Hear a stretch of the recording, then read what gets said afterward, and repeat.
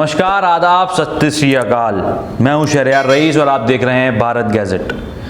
आज जिस मुद्दे पर हम बात करने जा रहे हैं वो सिर्फ मुद्दा नहीं है, वो आज के वक्त में एक ज़रूरत बन गई है और ये ज़रूरत है खुद को नेशनलिस्ट साबित करना। सबसे पहले नेशनलिज्म या राष्ट्रवाद से हमारा मतलब है हमारी वो आदत जिसमें हम लोगों को धर्म, उनकी जाति या देश या राजनीतिक विचारों के आधार पर बांट देते हैं और मान लेते हैं कि लाखों करोड़ों लोग या तो अच्छे हैं या बुरे।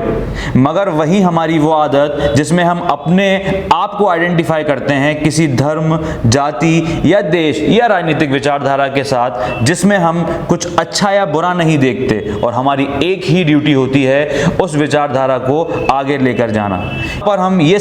यहाँ पर हमें ये समझना जरूरी है कि राष्ट्रवाद और देश प्रेम में क्या फर्क है, मगर ये ज्यादातर सिनोनिम्स की तरह यूज किया जाता है। देश प्रेम एक भक्ति भाव की तरह होता है कि किसी एक विशेष जगह का या एक विशेष तरह के जीवन जीने के साथ जिसे हम पूरी दुनिया में सबसे अच्छा मानते हैं, मगर उसे दूसरों पर नहीं थोपते।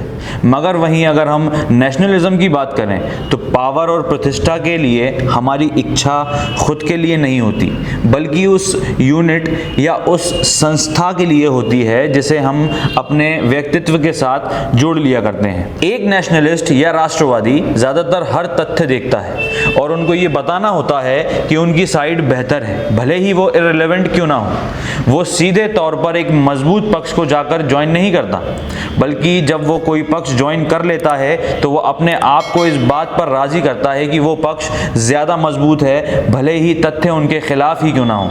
एक तरीके से देखा जाए तो नेशनलिज्म पावर की भूख है, इसको सेल्फ डिसेप्शन एम्पावर करती है, और क्योंकि वो खुद के बारे में ना सोच के एक ग्रेटर गुड को सर्व कर रहा है तो वो हमेशा यही सोचता है कि वो जो कर रहा है वो एकदम सही कर रहा है। अब यहाँ पर हर तरह के नेशनलिज्म को एक जैसा बोलना ओवर सिंप्लीफिकेशन होगा, मगर कुछ सिद्धांतों की बात करें तो वो एक जैसे रहते हैं। एक नेशनलिस्ट हमेशा अपने पक्ष की सुपीरियरिटी के बारे में सोचता है, पर अगर कोई छोटी मोटी बुराई भी कर दे या कोई व्यक्ति दूसरे पक्ष की तारीफ कर दे तो उन्हें तब तक शांति नहीं मिलेगी जब तक पलट के कोई करारा जवाब नहीं देते।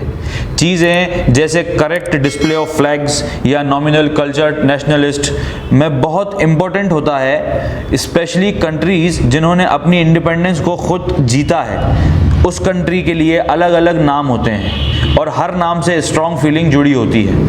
नेशनलिस्ट ज़्यादातर रिजेम्बलेंस नहीं देख पाते, भले ही चीज़ें एक जैसी क्यों ना हो। एक्शंस को अच्छा या बुरा योग्यता पे नहीं देखा जाता, देखा ये जाता है कि वो कर कौन रहा है। वहाँ कोई आउटरेज नहीं होती, भले ही वहाँ अत्याचार, फोर्स्ड मास डिपोर्टेशन, मुकदमे के बिना जेल में डाल देना, धोखाधड़ी, हत्या या बॉम्ब से सिविलियंस को मार देना ही क्यों ना हो, जब तक वो काम हमारे पक्ष में है एकदम सही है। फैक्ट्स को दबा दिया जाता है, डेट्स को चेंज कर दिया जाता है, बातों को घुमा फिरा के उनका मतलब बदल दिया जाता है, इवेंट्स या रिपोर्ट्स को शुरू में छुपा दिया जाता है और फिर एंड में एकदम मना कर दिया जाता है।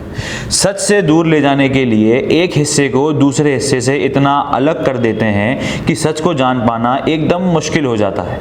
शायद सच दिखाना आसान भी हो, मगर मीडिया सच को इस तरह घुमा फिरा के पेश करती है कि आम आदमी को इसके लिए गलत ठहराना ठीक नहीं होगा।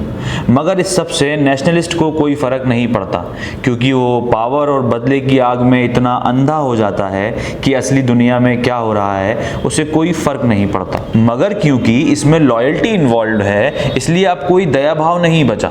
हमारा मानना है कि सबको पॉलिटिक्स में इन्वॉल्व होना चाहिए और प्रेफरेंस भी होनी चाहिए। मतलब कुछ मुद्दे दूसरे मुद्दों से ज़्यादा इंपॉर्टेंट हैं, ये आपको पता तो भले ही हो। सब इक्वली गलत क्यों ना हो, और जो भी नेशनलिस्ट टेंडेंसी के बारे में मैंने बात की है वो हम सब में होती है। इनसे कम्प्लीटली छूट कर आ पाना पॉसिबल नहीं है, मगर पॉसिबल है कि हम इन थॉट्स को पहचान के इनसे बच सकें। मगर ये एक नॉर्मल एफर्ट है। आपको अमेरिका के पावर्स या विल्स से जलन होती है या माइनॉरिटीज़ से आपको कोई दिक्कत है, ये सब आपकी खुद की सोच है। ये सब आप सिर्फ सोच के दूर नहीं कर सकते, मगर इस सोच को, पहचान को, अपनी मेंटल प्रोसेस को बचा सकते हैं। मगर उसके लिए मॉरल एफर्ट्स बहुत ज़रूरी हैं। लेकिन आज के इश्यूज़ को देखते हुए मुझे नहीं लगता कि हम इस मॉरल सुधार के लिए तैयार हैं। हमें अपने हिंदुस्तानी होने पर गर्व होना चाहिए, लेकिन इसकी वजह से हम किसी दूसरे को नीचा या गिरा हुआ ना समझें। अगर आपका नेशनलिज्म आपको जेनोफोबिक बना रहा है तो ये नेशनलिज्म नहीं, ये जिंगोइज्म है। इस मुद्दे पर स्क्रिप्ट लिखी नवा फातिमा ने, कैमरामैन थे अब्दुल समद। धन्यवाद। इसी तरह की न्यूज़ देखने के लिए हमारे चैनल को सब्सक्राइब करें और हमें यूं ही देखते रहें। आप देख रहे थे भारत गैजेट। देश और दुनिया की अन्य खबरों के लिए हमारे YouTube चैनल को सब्सक्राइब करें और Facebook, Instagram, Twitter पर हमें फॉलो करें।